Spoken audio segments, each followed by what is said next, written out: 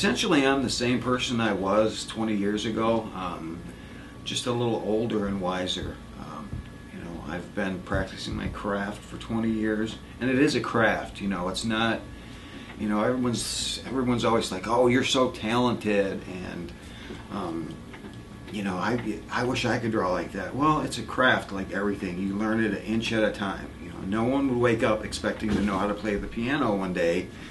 But there's this myth that people are just born with pencils in their hands, and that's just not the way it works. It's just like everything. You learn it an inch at a time. You study, you look at other artists or writers, photographers, whatever your field is. And I've been practicing my craft for the last 20 years, and I think I've gotten to the point now to where, if I can think of it, if I can envision it, I can do it on paper now. Where 20 years ago there were a lot of things that I had to struggle with. I just finished the author's edition of The Crow that has 30 pages of new material in it, and this is all stuff that was initially intended to be in it, but 20 years ago I didn't have the skill to do it. I just couldn't pull it off at the time.